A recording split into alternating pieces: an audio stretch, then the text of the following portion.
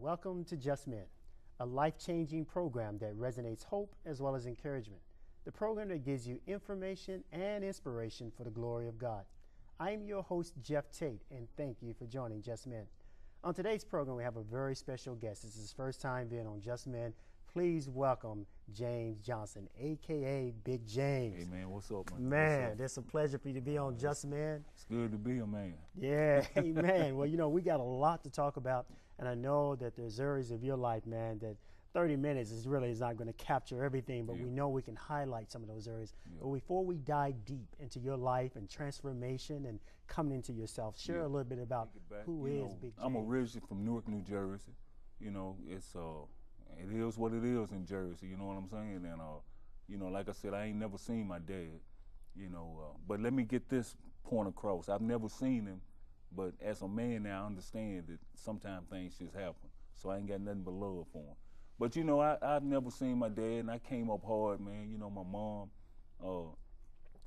he was cleaning houses and, just doing whatever she had to do, you know what I'm saying, to make it, to try to bring up 3 boys and a girl on her own, and a lot of things happened and took place, I'm not gonna put out there, but things just didn't work with my family, so they put us on a train and shipped us to Nashville. And then when I got in Nashville and got into what we call now the hood, I just came up, just tripping, man. I didn't want to stay in school.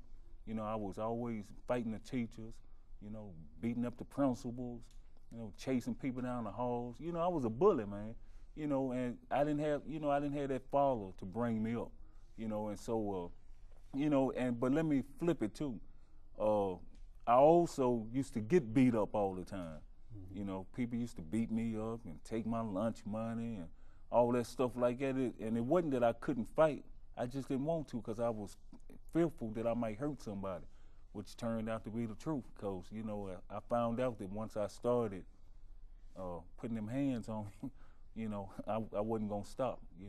I remember one time my mom had to put a shotgun on me just to make me stop beating up somebody, but anyway, how it went there. But anyway, I came on up, like I said, I didn't finish school. I had to go back, get a GED and all that like that. But, I tried to work, man. I'm a chef by trade, certified clerk typist, you know what I'm saying? I got some knowledge, but I didn't have no money, man. You know what I'm saying? And, the way I looked at it, if you got knowledge and you ain't got no money, then you ain't got nothing. Knowledge couldn't take me down the street. Knowledge, couldn't buy me no Stacy's and, no Nikes and Converses back then and all that, so anyway, I just came up, man, and I, started smoking weed. Next thing you know, I became a weed man.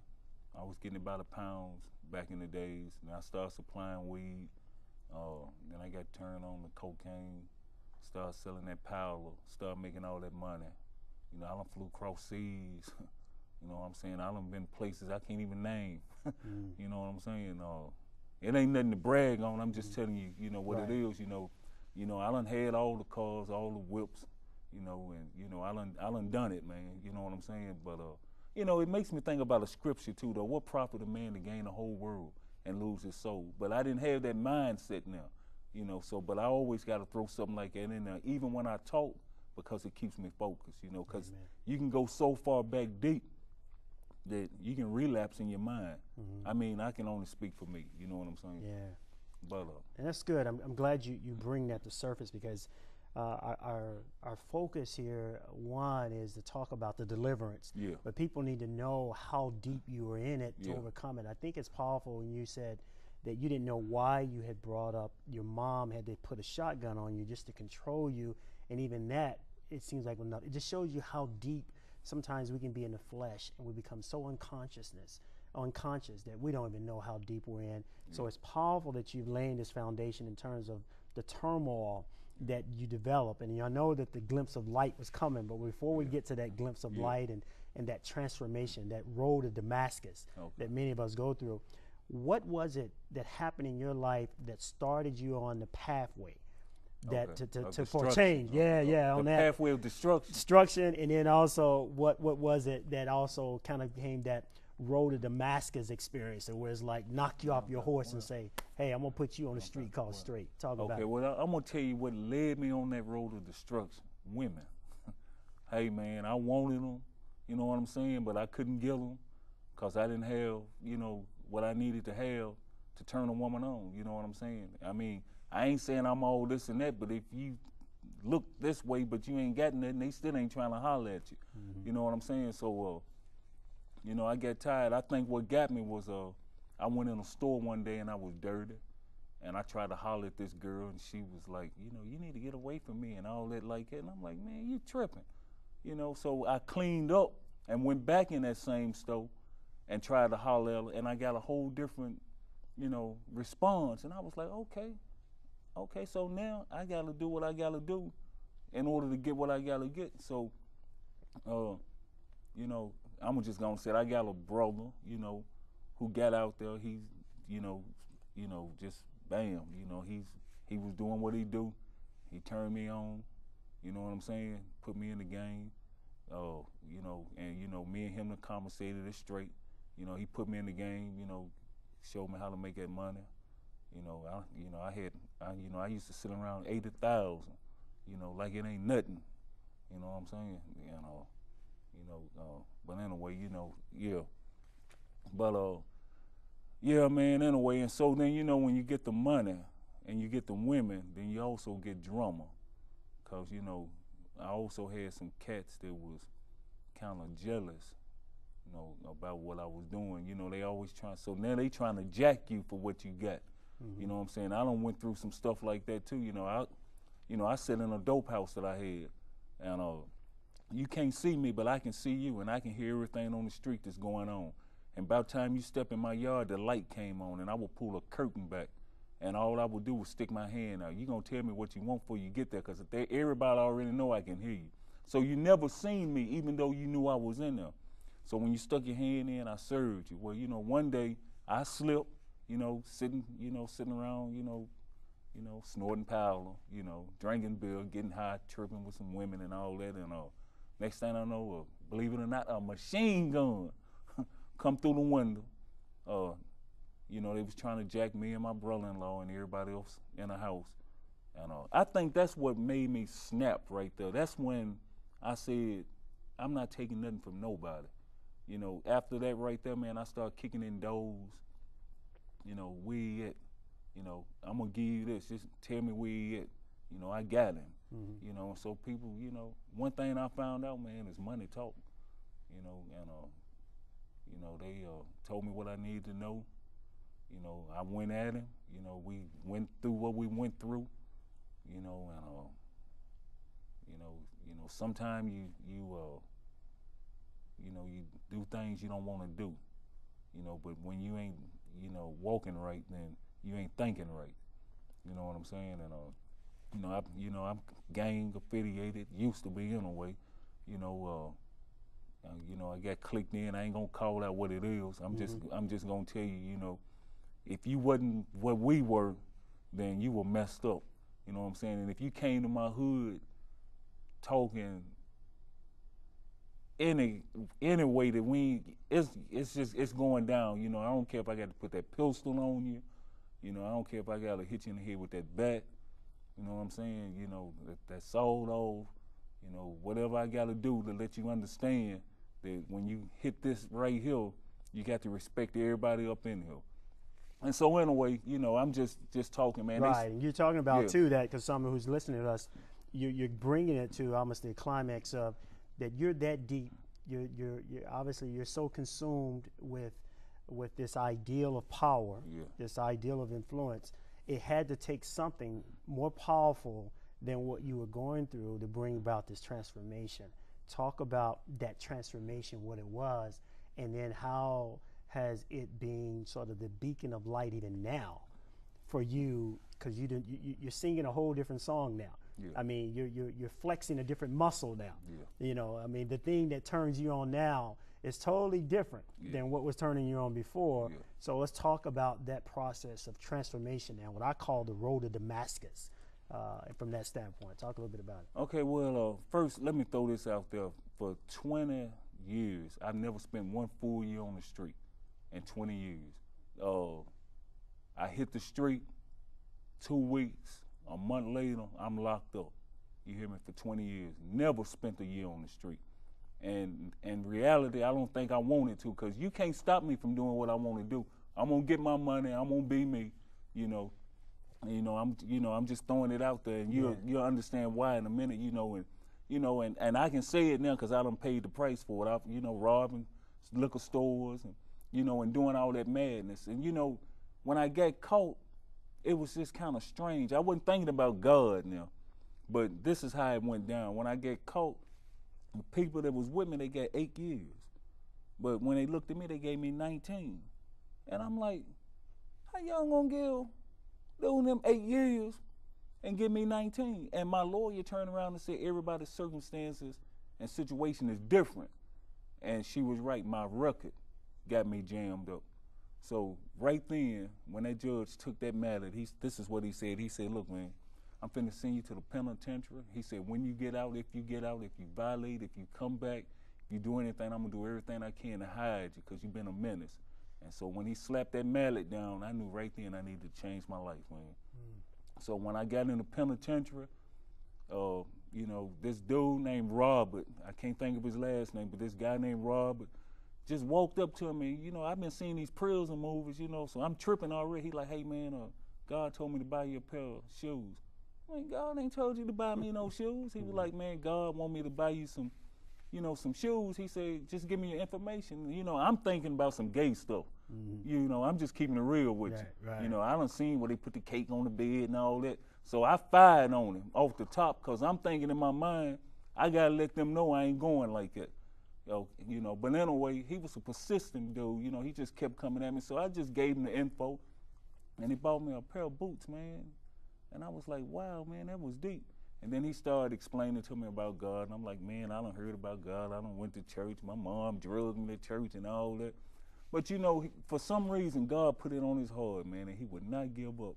Next thing you know, I'm going to the chapel services. I'm going to just tell you like this, man. God just, one day the first 2 years in the penitentiary, I went what they call hard. In other words, I was chasing guards, fighting, running counselors around, still collecting my stuff and all that. But 2 years later, I was in my cell, in my jail cell, man, and God said, man, I'm calling you to preach. And I'm like, man, I preach? I ain't even deep into this. And so I went to this guy and I said, man, I'm gonna tell you something real crazy. The guy that bought me the books, I said, man, God telling me to preach. And he said, well, I want you to take these cards, write down the scriptures and all this and that, and walk around and remember it every day. And I went back to my cell and shut the door. This is the honest God truth. I said, God, I'm not finna do that, man. I'm not finna walk around. I'm not finna write nothing on no card. If you want to do this, you got to do it. Transformation took place. Next thing you know, I'm on a compound, man. I'm gonna say like it's kind of messes with me, but like 2 weeks later, I'm on a compound, preaching. I'm deep off in the Bible. I became what they call a role model prisoner. I could knock on the warden's door and could nobody on the compound could go anywhere without a pass, but I didn't need one. They gave me a job, as a trusted inmate, and God just started showing favor on me, man. A lot of stuff that I lost, man, that I thought that meant a lot, I found out don't mean nothing if you ain't got Jesus. You know what I'm saying? And so it wasn't a prison that changed my life. It was God. And when you talk about that road of Damascus, his name was Saul at first. And he took that walk, he heard a voice, he saw a light, and he was blinded. And long story short, transformation took place. He was changed from Saul to Paul. Okay, I went from Big James to James the gospel rapper. You hear what I'm saying? Yeah. And it's all for God. And now that's what I'm doing. I'm going back, man, rapping, telling them, we ain't got to do it, man. Put the guns down. Yeah, wow, that's beautiful. I know that there's some things, man, such a lot of things that you're sharing that just really clicking in my heart in terms of this transformation. Behind the scene, you and I talked about this prodigal son, and your experience was the prodigal son that comes home to his mom. And obviously the father example of the prodigal son is that we come to him, that return. But I know that even with that, part of our discussion has been about fulfillment and contentment. Paul talks about in Philippians 4 that he learned what it is to be abased and what to be abound. You know, he know what it means to be hungry. He know what it means to have all his needs. But he says that that he's learned to be content no matter what state that he's in. And a lot of men are struggling trying to find fulfillment, like you were saying, through that life, but only when they hooked up with Christ, when they hooked up with God, that they found fulfillment. And we always talk about that scripture 4:13 in Philippians. It says, I can do all things through Christ who strengthens me. But there's so much more. It is. There's so much more before you can get there. And it starts with you. But talk and briefly kind of bring some context to this real change when you see yourself differently, when you start to see yourself through the eyes of God, and how that prodigal son experience was even to your mom. What the beauty of that? First of all, let me say this. You know, like you said, I can do all things through Christ that strengthens us. But what we need to understand is that we can do all things through Christ that strengthens us, but we have to be willing to let go and let God. You understand what I'm saying? And when I said from a mama's point of view as a prodigal son, God's always in the picture. You know, mom, you know, the prodigal son, he took the money and all that stuff like that, and he did this and that. My mom didn't have it, but she gave me the knowledge and the wisdom to be a man, but I took it out there and I flipped it the wrong way. And my mom never wanted to have anything to do with me. You know, if it was 30 pieces of chicken in the house and I was hungry and there was only 2 people in there, she would tell me it wasn't enough. I can eat all the chicken now. You hear me? I got keys to her house right now. I helped her get a car, you know, but he helped me to help her do this the right way. You know, I have to work. You know, the Bible says, man don't work, he don't eat. So, you know, I got to get down the right way. But anyway, man, you know, I'm 50 years old, man. And, you know, when I was in the penitentiary, God said, man, I'm going to turn you into a gospel rapper. And I'm like, man, huh? Oh, gospel rapper, you know. And so the guys in the penitentiary was beating on the tables, saying all that stuff we used to say. And I just started walking over there with the beat, just throwing scriptures out and just talking about life, and everybody would move. You know, and then I kept doing it. Everybody would move. They had a little channel show. Here I come. So God just said, look, man, just write what's real. Write what you've been through and what I pulled you through. And then go back out there and let them know that, you know, I can use you today. You know, not just you, but I can use them. But see, God, I need God. But God needs me to be obedient so that he can use me. And, you know, and so what I do now, man, is, like I said, I go deep into my songs when I do my shows and stuff. You know, I've had times where I broke down and cried because it's emotional for me, you know, and I love it, man, when, you know, I was in McDonald's and a little kid came, ain't you that dude that was rapping gospel? And I, you know, that right there meant more to me than all the girls I used to try to get. You hear me? And, you know, I got pictures in my phone with me and the police. You hear me? On the internet with the police. And I'm like, never thought that would happen. You know what I'm saying? They don't... You know, and it's just amazing, man. What is your message now? I mean, especially now that this transformation, and you know, people are caught up in the hype, even the hype of using gospel rap now. It becomes a profession as opposed to a calling, a transformation. It's kind of like what rappers is, you know, that old adage in terms of, well, they're rapping it, but they're not living that life. Now, even in the gospel, they're rapping about the gospel, but they're not living that life. So it's just a song, it's just employment. So what is your message now, you know, in the gospel and how it's going to bring transformation of life? Man, I'm glad you asked me that. I'm going to tell you why.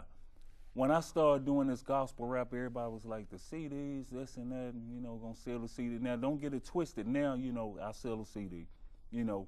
But I said, man, I do a show and, you know, I look and everybody selling CDs, and then God be like, that ain't why I got you doing it.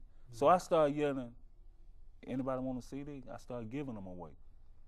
And, you know, I had somebody ask me, they said, man, you keep spending your money pressing the CDs, but you keep giving them away. You ain't going to get paid like that. Yeah, I'm getting paid because it's not always about the money. In order to receive, sometimes you got to give. You understand what I'm saying? Yeah. And in God's time, not your time, but in his time, you know, he'll bless you. But